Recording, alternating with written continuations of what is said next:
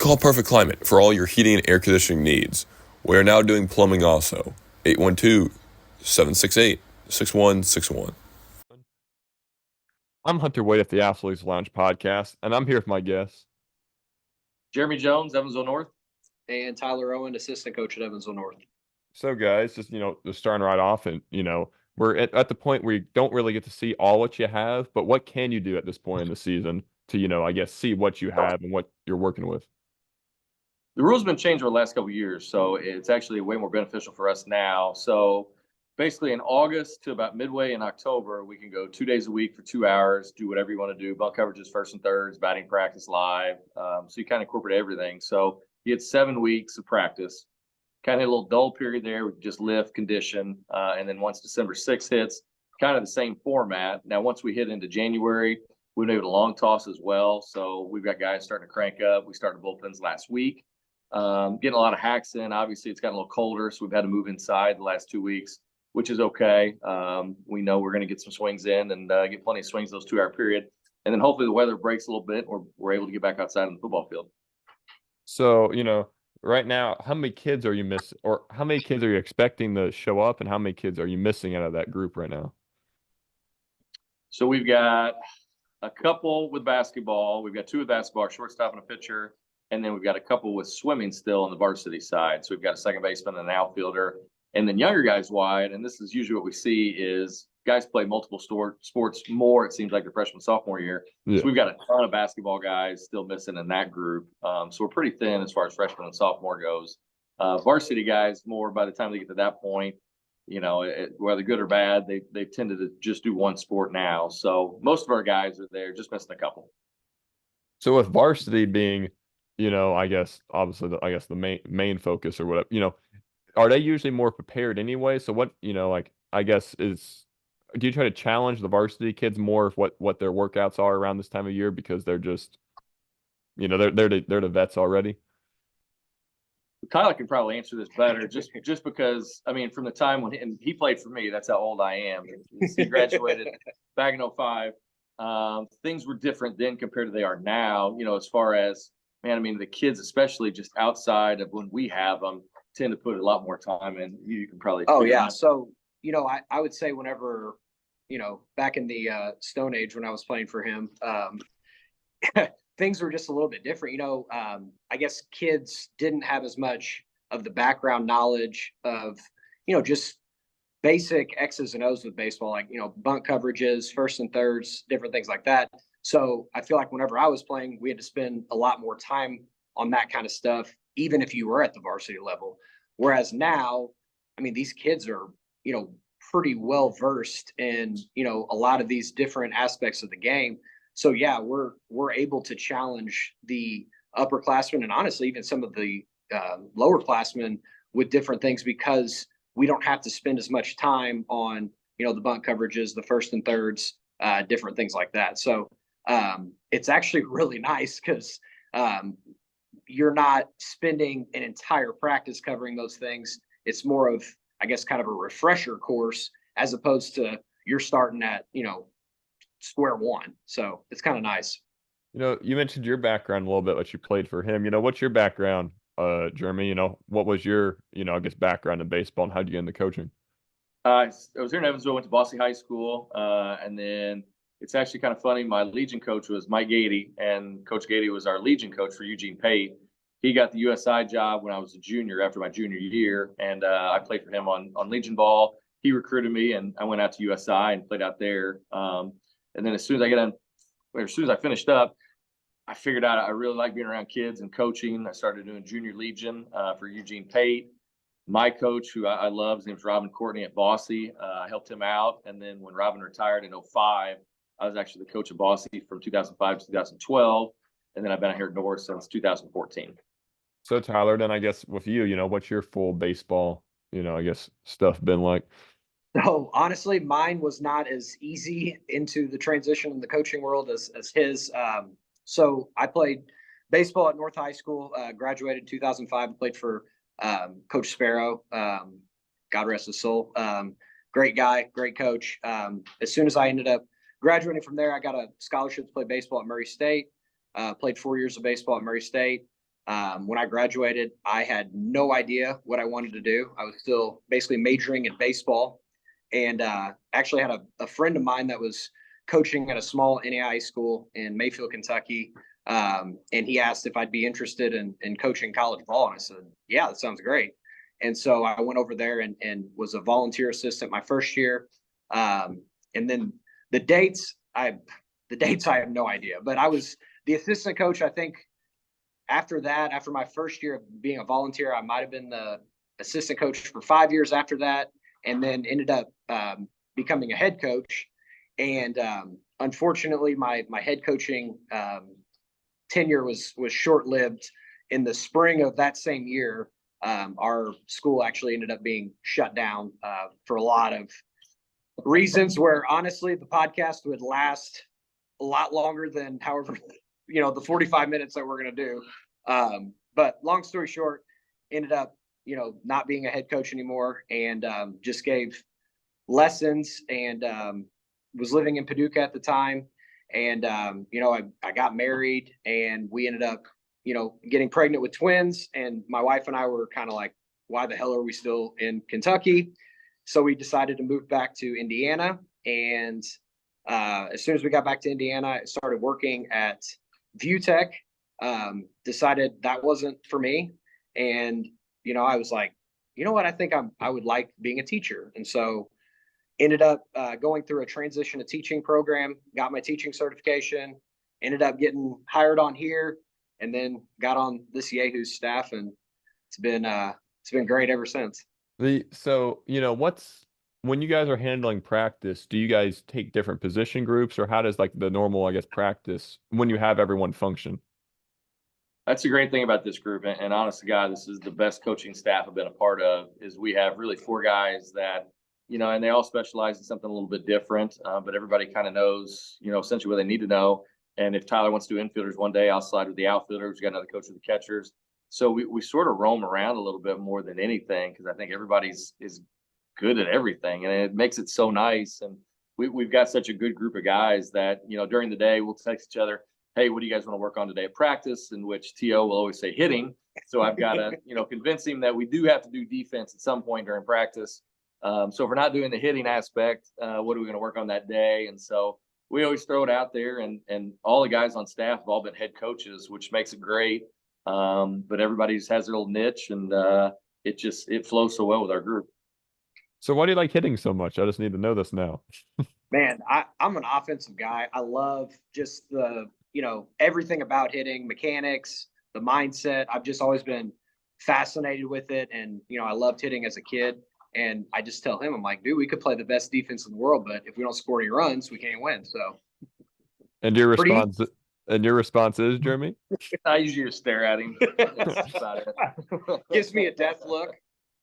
So, with that being said, with your pitchers, I guess, how much, first off, how many pitchers do you use over the course of the season, you think, roughly? You can get by, 5 is a solid number. You can spread innings out without 5. 7's a pretty good number of pitchers to have, but 5 is generally your main group. You'll have your 3 starters throughout the week, usually 2 bullpen guys, and then maybe a handful of guys that come in and get a spot inning here or there.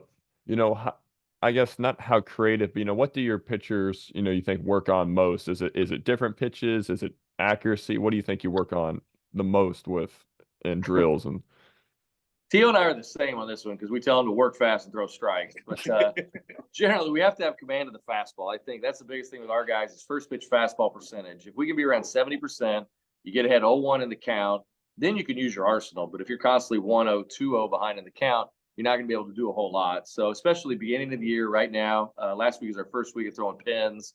We did 1 set of 15. This week we'll do 2 sets of 12.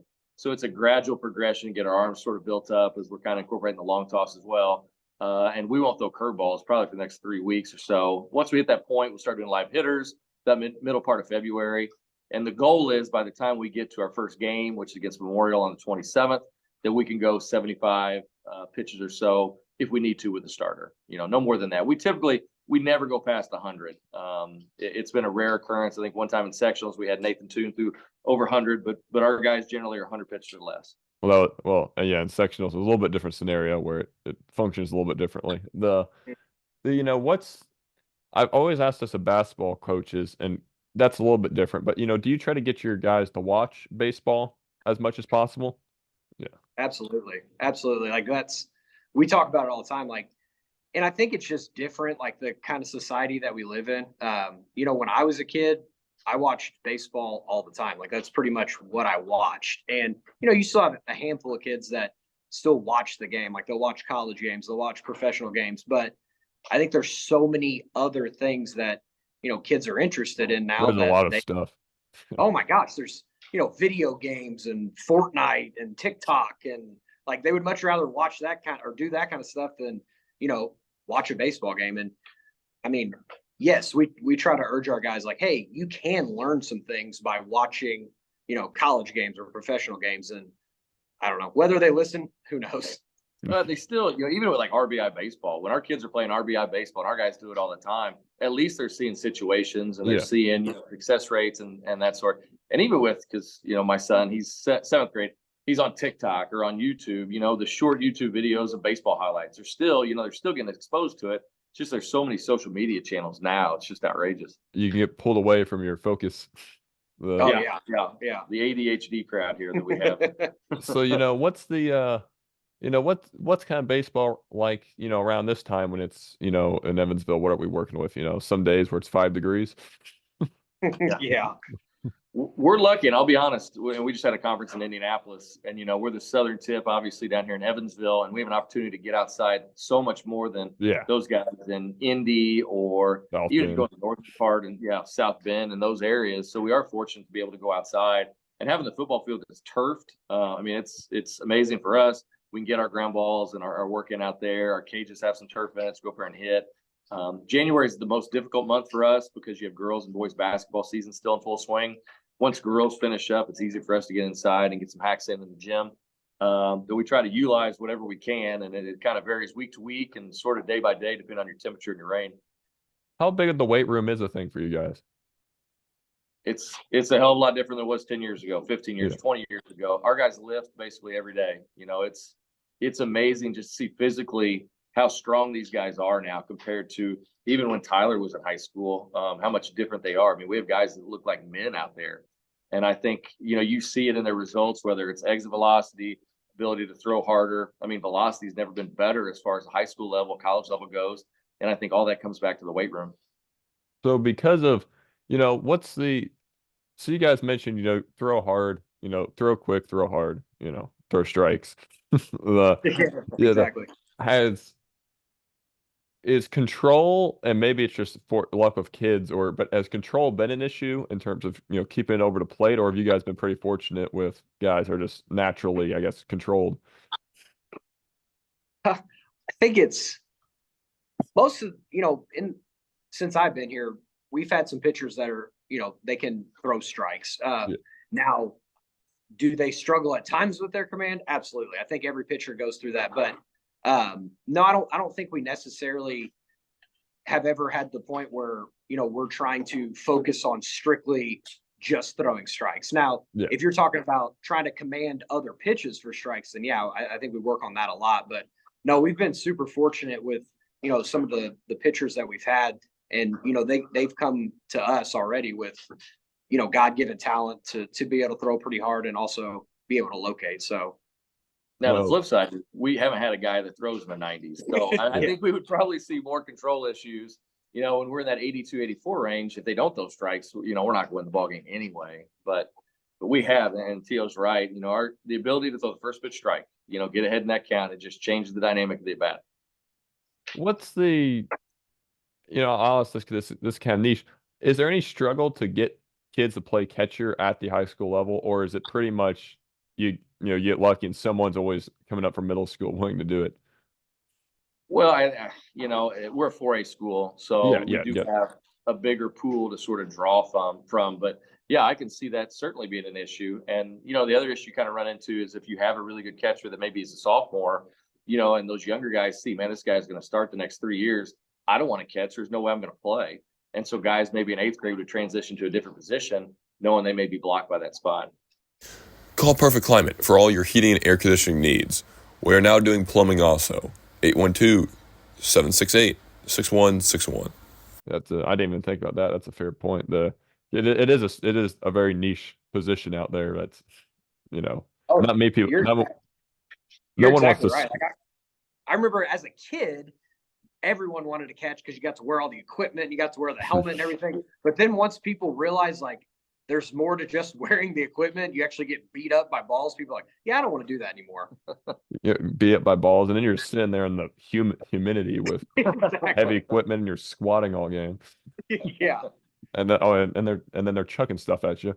Yeah, exactly. Uh, what's the I guess focus, or I guess the goal every season is every goal win a sectional game, win regional. Obviously, you want to win state every year. That'd be awesome. But what's the baseline goal? This year.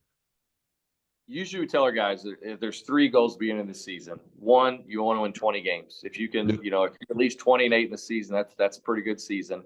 If you can win the conference, all right, again, especially with our conference, playing Memorial, you're playing Castle, Jasper's been in the conference before. That's a big goal. And then obviously the big one is winning sectionals and kind of knocking that off. And everything that happens after that point, you kind of look at as gravy. But and that's kind of been our hang up the last couple of years is we've been able to win the conference, win that 20 games, just kind of run into a buzzsaw when it comes sectional. We ran into some pretty good arms. How do you, and this isn't unique to baseball because basketball's like this too, but football has what their 11, 12, 13 games that they're going to have, and that's at max what they hit 16, 17.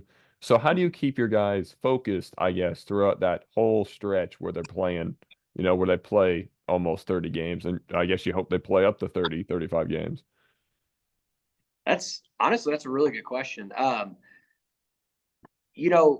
think with baseball, it's difficult too because we're the only sport where, besides basketball, but like basketball, I'd say at the most they're playing maybe 2 games in a week, like maybe. Baseball, I mean, it's nothing for us to have 3, 4, maybe sometimes even 5 games, in a week. And so, I mean, you're exactly right. Like it is hard at times to get guys amped up and ready, locked in to play that many games in a week. But I think it goes back to kind of, the culture that we've built at North and it, it started long before I got here. It started with him. Anytime we step between the white lines, you got to be locked in, ready to play. And that's kind of, our guys know that. And our guys know that, if they're not locked in, they're not ready to play, there's somebody waiting right on their heels to take their position. So I don't think we have to stress it as much here because we have so much competition going on daily that, guys are basically gunning for other people's positions. And so people know, hey, if I don't bring my A game, I'm not going to play.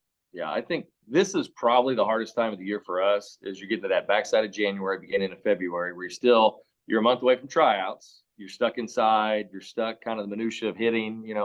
Once you hit that sprint, and it's crazy. We have 7 weeks to play 28 games. I mean, it's boom, boom, boom. Not to mention your rainouts and moving your schedule around. You got late nights coming in. Once you hit that point, your guys should be locked in and looking, one game at a time because those weeks, man, I mean, they're gauntlets, especially playing in our conference. I feel like it's one of the best in the state. But I also think it gets us ready for postseason as well. So not to, I guess, brag on Evansville too much, but Evansville does have a pretty good baseball history. Do you think that helps? Do you think that helps, I guess, attendance numbers, or do you think because there are some areas what have bigger numbers that some sports just no one wants to do because it's just not, I'm gonna use lacrosse as an example. Lacrosse is a Midwest sport, so therefore it's lacrosse. Yeah. You know, Even if you look at the attendance numbers, like if you look at Evansville sectionals, our 4A sectional with Castle and Wrights and Central and North, and if you threw Jasper back in there, we've been the leading attendance sectional the last 5 years, and that's going against your New Albany's and Floyd Centrals and Bedfords, Fishers, Carmels, and those guys up north. We're still drawing more people. So there's a huge love of the game in Evansville. And I think it pushes interest. And I think parents push kids to play baseball. We've seen a huge growth on the north side, and I feel like we look at our baseball camp numbers, and I think they've gotten bigger just about every year. So the interest is there, and it's exciting. And I think if you continue to put wins on the board each year, you continue to have that interest, but I think there's, you look at some other programs, if you start losing year after year, maybe those kids don't come out as much as they would somewhere else. What's your are there any games, obviously conference games, are there any schools that you just love playing? Oh, yeah. Which and that's what's been really cool being on this staff is, obviously our conference is legit. Like Yeah. you're playing really good baseball just for your conference games. And it would be easy for us to, play our conference schedule and then, schedule a bunch of cupcakes after that.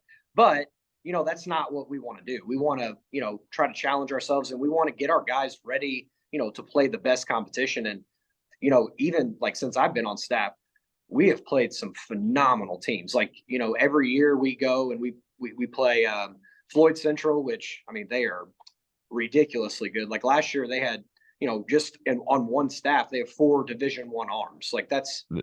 absurd. And then, we were fortunate enough last year to play Carmel.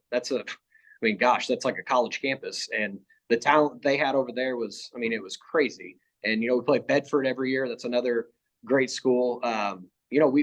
We play a really good non-conference schedule. And, anytime we play a team that's, ranked in, 4A, we're going to get amped up for that. And it's exciting to play because it's just awesome to see the talent in just the state of Indiana, not even just in Southern Indiana, but just how much good baseball there's played in this state.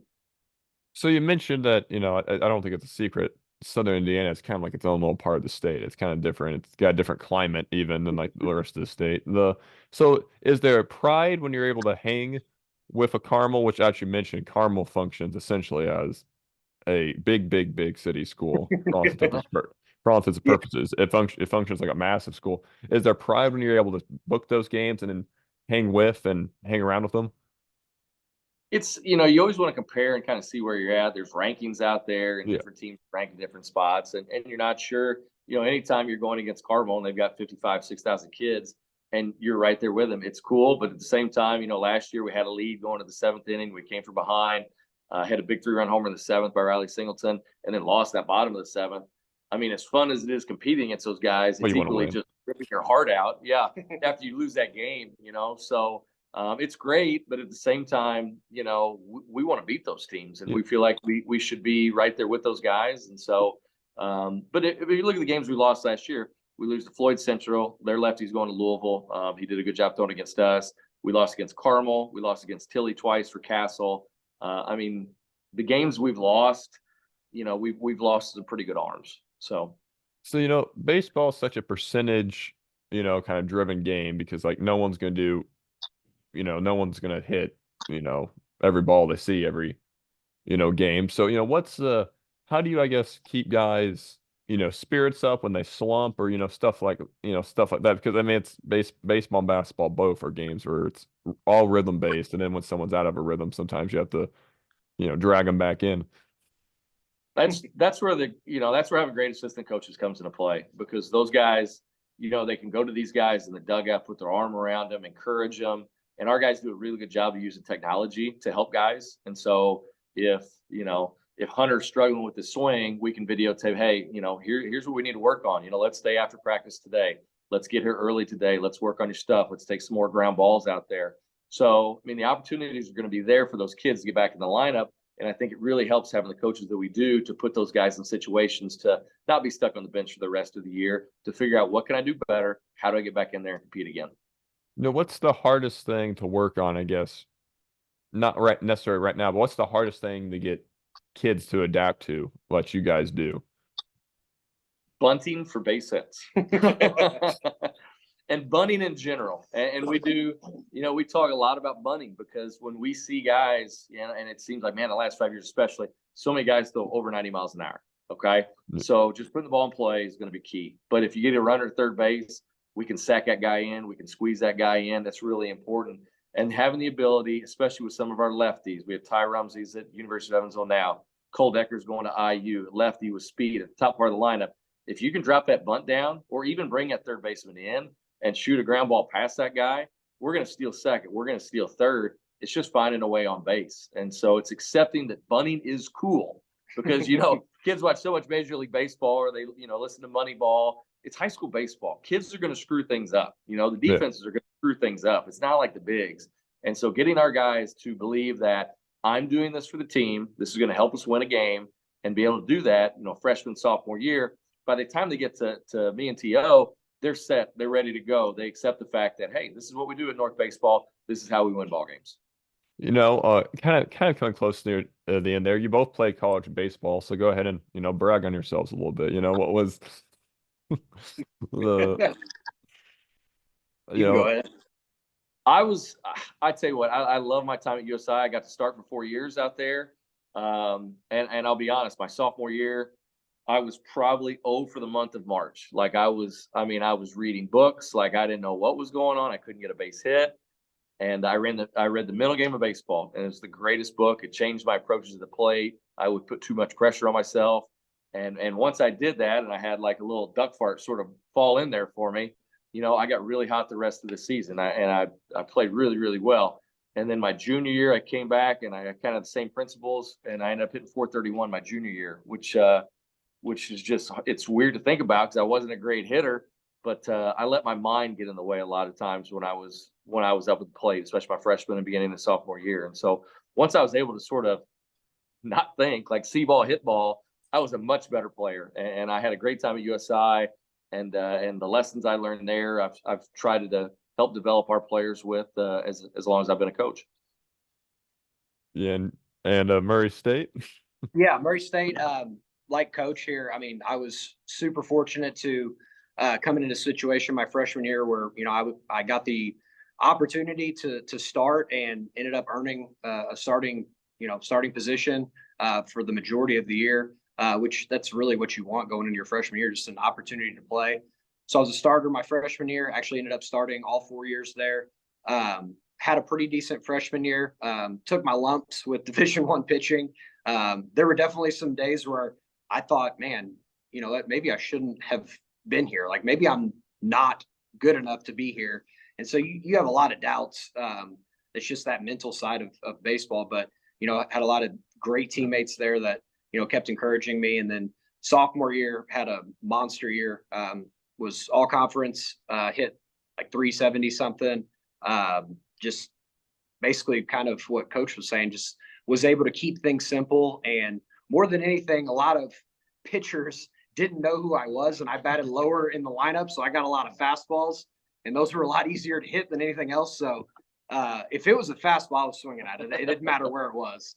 And then junior year, again, had a really good year, was all conference. And then senior year as well was all conference and had a pretty decent year. I had a lot of high aspirations of playing pro ball. Had a lot of teams talk to me throughout my time at Murray.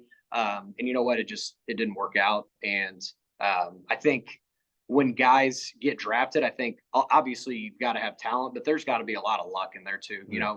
Getting seen by the right people. And if the right people are there having a good game, or maybe you fit something that they're looking for. I just think there's a lot that goes into it. But, instead of being bitter about it, I kind of looked at it as like, hey, there's a reason why I'm not continuing to play.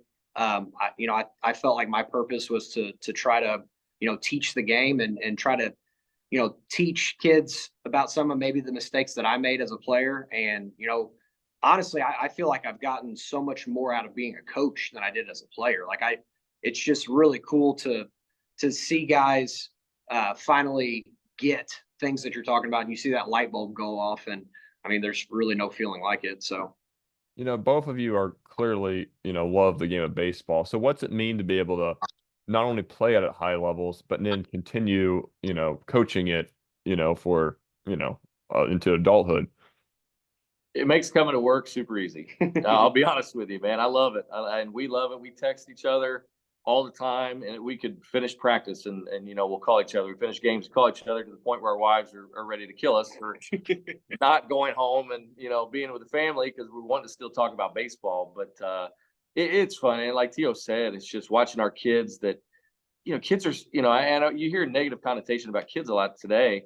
our kids are so coachable in our program, and they do a really good job of listening and adjusting. Now we're going to butt heads, sometimes, and that's totally cool. I was the same way when I was a player, but it's fun watching them grow. And I think the coolest thing, and I say this a lot, is when a guy comes back and visits our program that had graduated, maybe at college or wherever else. That's probably the coolest thing or the most rewarding thing when they come back. Man, coach, I really appreciate this, this, and this, or even just coming and hang out and practice or shooting a text. That's probably the best thing about coaching. Yeah, for you, Tyler? Yeah, I mean, honestly, he kind of hit the nail on the head with that. Like, there's no better feeling than when we're out, practicing and, like a Ty Rumsey. Ty Rumsey comes back and just hangs out in the dugout and talks to us and, tells us like, hey, remember that time that you were talking to me about such and such? Well, yeah, Coach Carroll was talking to me about that today. Or, even guys that aren't playing baseball. Like we've had numerous kids that are, at the IU Kelly School of Business, and they'll come out and they'll just watch practice. And it's like, they have so much other things that they could be doing, but just the sheer fact that they come and want to see us and want to say hi and want to talk to our current players, like that just means the world. It shows that, you made some sort of small impact on them that they appreciated. And I mean, honestly, there's just no feeling like it. So that's really all I have. Any dates? When does your guys' season start? Tryouts are March 11th. We got a scrimmage against Princeton the following Wednesday, and then we open against Memorial that following Wednesday. So we play Memorial that Wednesday. Then we go to Bedford. We play in a little round robin tournament over there. We'll play Bedford, who has everybody back. They'll be really good this year. And then Jennings County is the other team we're playing in that tournament. Well, that's all I have. Anything else you guys want to get out there before we get out here? No, you do a great job, man. Thanks. Really appreciate it. This was a ton of fun, Hunter. Thank you. Well, I've been Hunter Way at the Athletes Lounge podcast. Thanks for coming on, guys. Thank you. Thanks, buddy. Thanks, man. Hey, guys, this is Hunter Way at the Athletes Lounge podcast. Please like, share, and subscribe where you can. Thanks.